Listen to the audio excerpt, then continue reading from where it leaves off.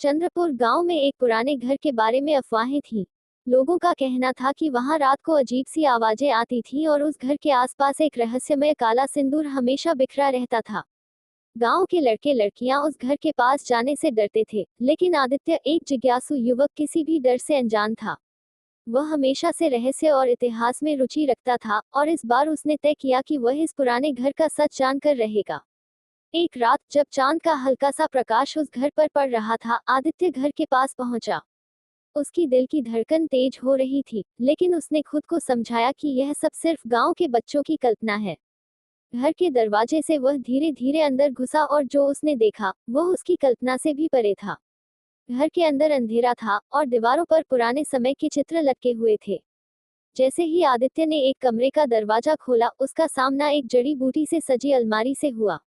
उस अलमारी के पास एक पुराना आईने था, जिसमें काले रंग का सिंदूर पड़ा था।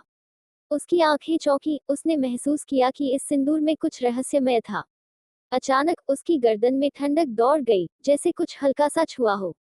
जब उसने आईने में देखा, तो उसके पीछे एक महिला की छाया खड़ी थी, उसकी आंखों में खौफ और क्रोध था।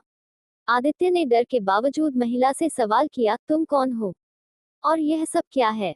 महिला की आवाज जैसे हवा में बह रही हो, यह घर मेरा है और जो भी इस सिंदूर को छुएगा वह मेरी गिरफ्त में आ जाएगा। आदित्य ने यह सुनते ही अलमारी से सिंदूर हटाने की कोशिश की, लेकिन जैसे ही उसने सिंदूर को छुआ, घर की दीवारों से एक चीत्कार उठी और सारी जगह हिलने लगी। अचानक महिला की छाया उसे घेरने लगी और उसकी आंखों में आग जलने लगी।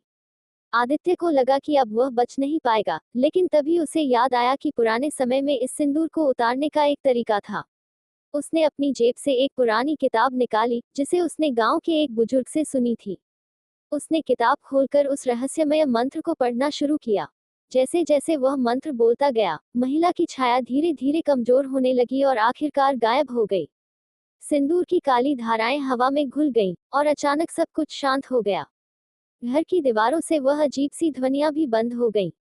आदित्य ने राहत की सांस ली और किताब को वापस अपनी जेब में डाला।